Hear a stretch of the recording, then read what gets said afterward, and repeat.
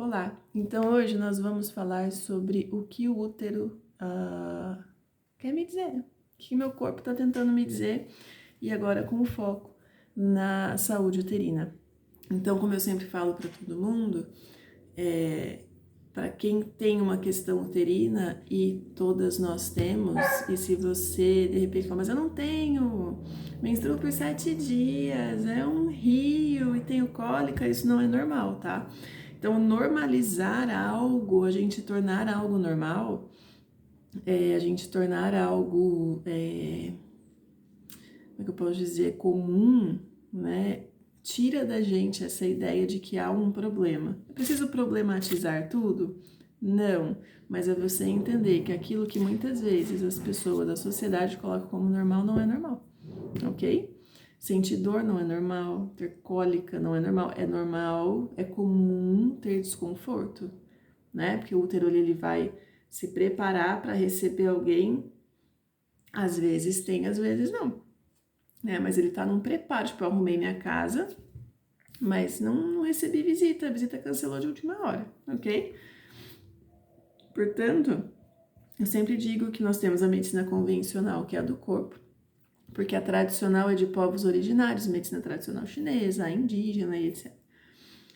Para nunca abandonar um tratamento convencional, que é da medicina do corpo, só para ficar com um integrativo, que é o que a gente vai falar do integrativo, meditação, a parte emocional, né? A gente tem aí várias, para mais de 20 práticas integrativas, e aí é reflexologia, massagem, constelação familiar e segue.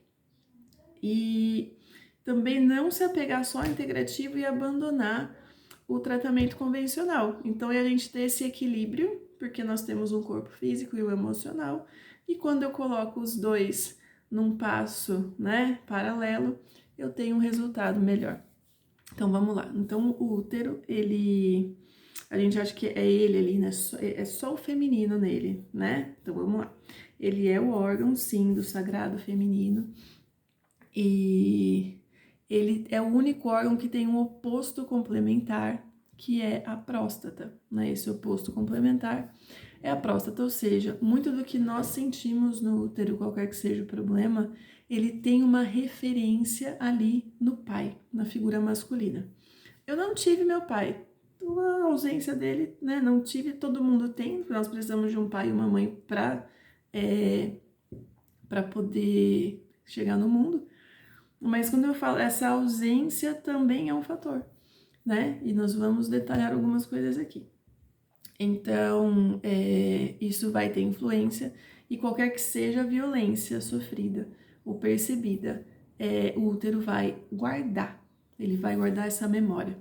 Então, vamos supor, meu pai foi super bonzinho, nada aconteceu, né? Ele sempre foi um amor, e enfim, né? Se você tiver ainda assim percebido alguma coisa, você vai perceber, por exemplo, assim, um pai muito bonzinho, mas que a mãe comandava. Você vai sentir falta deste pai numa postura, sabe, de divisão ali, de decisão, tarefa, porque é como eu sempre falo para vocês, é esse caminho do equilíbrio. Não tem o que manda e não tem o que obedece. Quando a gente fala de casal, tem aquele que divide aqui uma percepção, meu sim é seu sim, meu não é seu não, uma conversa, e a criança, ela aqui embaixo olhando, né, acompanhando o que está acontecendo. Especificamente nós, vamos lá, nós temos um útero, ok. Como que isso é percebido? Do emocional, é tudo engolido para lá. Todas as sensações, não, algumas são divididas, né? A gente sim, todo para nós mulheres no útero, porque ele é o nosso centro criativo, e aí vai dividindo para os outros órgãos, um pouco de raiva para o fígado, um pouco também de raiva para vesícula, um pouco de angústia para o coração, tristeza para o pulmão, mas o útero tá ali, ó, segurando tudo. Socorro, o que eu faço? Então vamos lá. Então muitas vezes teve um pai muito bom. Ele dividia questões com a minha mãe, tava tudo bem, nossa, ele foi perfeito. Mas se você tem uma questão uterina, alguma coisa aí de repente começa a dizer que talvez lá na tua infância você tenha percebido alguma coisa meio fora da régua. Principalmente se você teve, às vezes não é só o pai, mas se era uma mãe muito autoritária, com uma energia masculina expressiva, você vai sentir também, porque ela tá no masculino expressivo, né? Então, plus, né? Mais a ausência desse pai. Cadê ele nessa energia masculina expressiva, né? Ah, ele é uma pessoa boa, tudo bem, mas aonde ele estava? Ah, ele estava lá, mas a minha mãe, nossa, minha mãe era braba. Aí a gente percebe se isso veio de repente, né? As dinâmicas de relacionamento vinham de uma forma violenta, fosse física, ou verbal, ou psicológica, ok? Então, vamos lá. Nós temos aqui uma continuação, né? A gente começa ali, o primeiro representante afetivo para a menina é este pai, né? Se ela se relaciona com homens, para meninas se relacionam com meninas, a mãe. Mas ela olha para esse pai, é o primeiro grande amor da vida dela. Então, a depender da referência que eu tenho aqui, é o parceiro afetivo que eu vou ter. Então, ou que eu vou procurar, ou que eu vou ter muitas decepções. Thaís, o meu pai foi difícil, mas meu marido é uma pessoa boa. Ok. Só que aí, se esse marido, e eu tenho problemas, vamos colocar aqui o quadro, né? Mas se esse marido te faz coisas ou deixa de fazer que te traz as mesmas sensações e você revive as mesmas sensações, você está reforçando aquele padrão. Então, eu sempre falo que o padrão emocional negativo, ele vem no detalhe, ele vem coisa muito pequenininha, né? Que você revive aquela frustração e reforça. É como se fosse reviver. E a gente revive coisas, é como se a vida trouxesse para dizer resolve. Resolve, resolve, porque quando você resolveu, eu paro de doer, eu paro de sofrer, ok? Então, a gente tem no útero a simbolização da criatividade e do relacionamento amoroso, ok? Então, às vezes esse pai ausente, ele faleceu, ele foi embora, ele viaja muito, ele bebe pra caramba, ele tem outros vícios, ele é super autoritário, ele só sabe comunicar através de conflito, bate na mãe, bate nos filhos, bate no irmão, sabe, às vezes não em você, ou bate em você e não no outro irmão. Ele tá ali, mas ele não participa de brincadeira, de reunião de escola, nada, ok? Então, como é que fica registrado? Ele não estava. Ausente, né? Faltou. Então, tem alguma... E a criança, ela se culpa. Então, tem alguma coisa aqui que tá errada. Você fala, o que eu tô fazendo para ele fazer isso? Então, é como se a gente se colocasse um castigo, porque o adulto, né, um dos adultos ali que participa da minha criação, ele não tá presente, ele não, né? Ou ele tá sofrendo, que é assim que a criança vê, e eu fiz alguma coisa para isso acontecer, né? Eu fiz alguma coisa errada.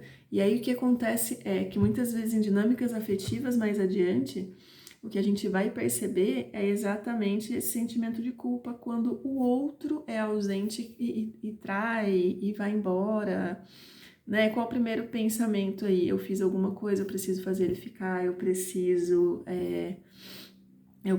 fazer de tudo para reconstruir esse relacionamento e etc, né? Então, é difícil, porque a gente vai tentar, sabe, de novo, a vida vai trazer situações até que a gente resolva.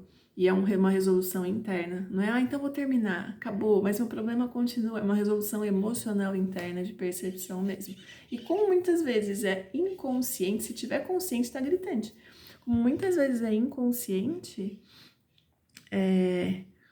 existe aqui uma necessidade mesmo de buscar uma terapia, buscar uma vivência. Eu vou oferecer isso aqui, né? No domingo eu vou trazer para vocês o que vai ser essa vivência, como que vai ser, para que a gente possa começar a trazer mesmo a partir do sentir, porque não vai vir a partir do racional. Nós temos aqui corpo e mente, os dois se comunicam o tempo inteiro e nem sempre no mesmo passo. Tem coisas que eu sinto e que eu não lembro, e que eu sinto físico e que eu não lembro, E tem coisas que eu lembro e, tipo, às vezes eu acho até que é coisa da minha cabeça. Tipo, será? Né? E, de novo, essas questões podem ser percebidas ou elas tenham sido realmente vividas. Para o cérebro não há diferença alguma. Tá ali, né? Então, quando a gente fala até mesmo, né, da questão de engravidar, não conseguir, as perdas gestacionais, então a gente tem toda uma questão dessa mulher ter precisado se tornar muito forte, tão forte que ela se torna assim, vai do limiar de força para rigidez, e aí não consegue expandir, né? Ah, mas aí isso vai trazer culpa.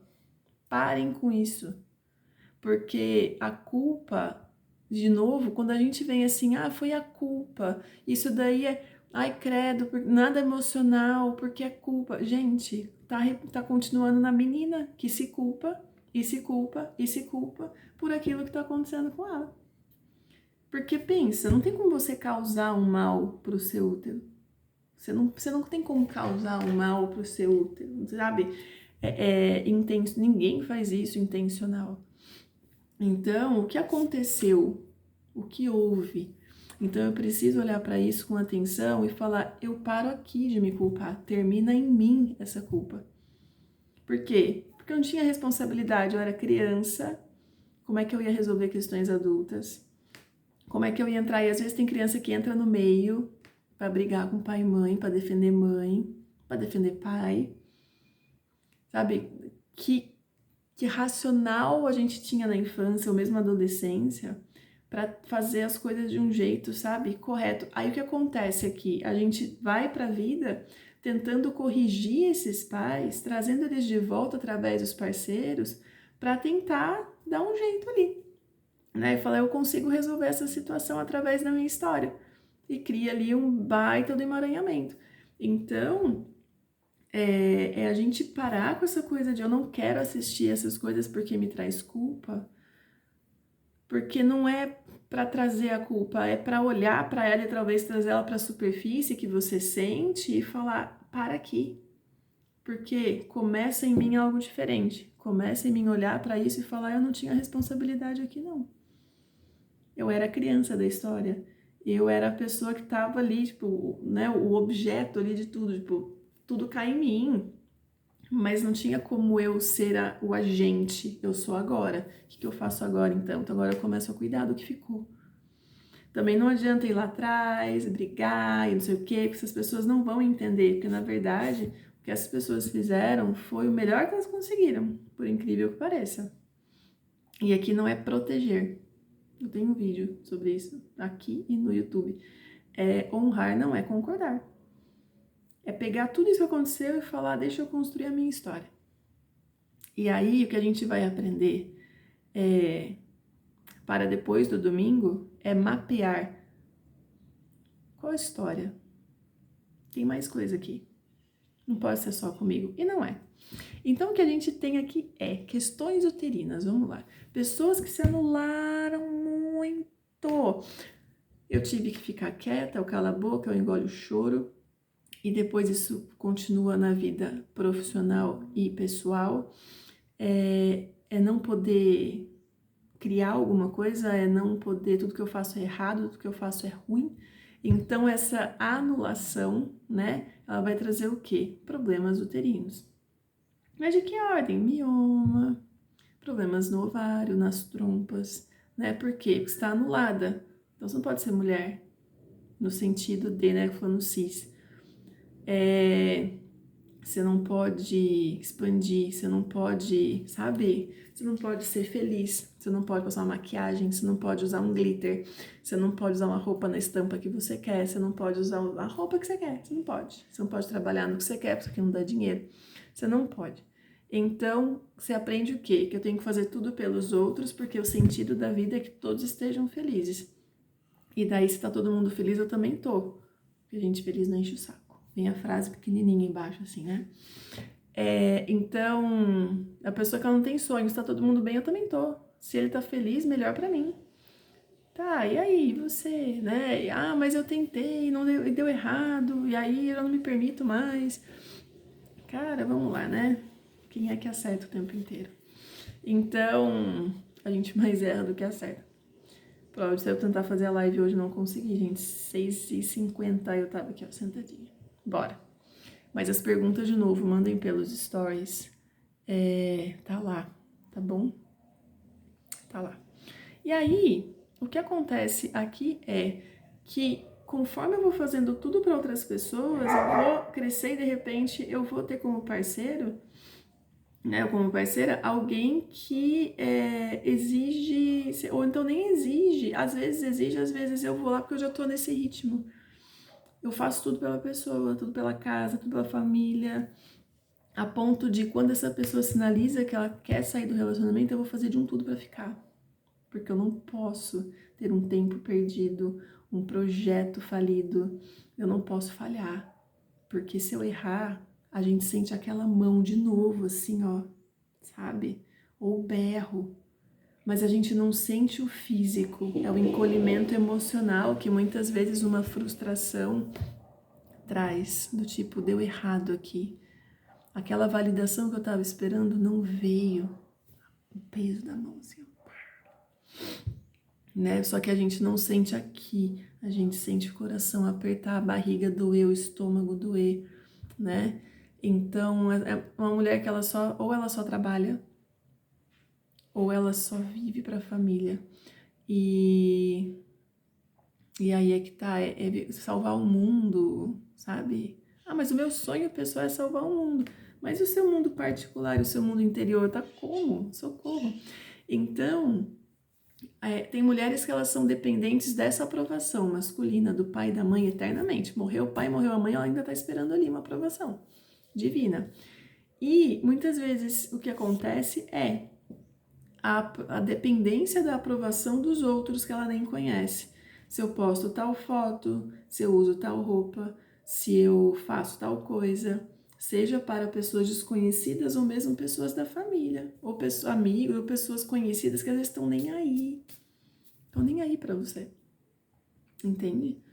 E aí o que acontece é, eu começo a ficar condicionada ao que essas pessoas vão dizer, pensar e de repente formar uma opinião a meu respeito. Tá, só que aí o útero tá assim, ó, e eu?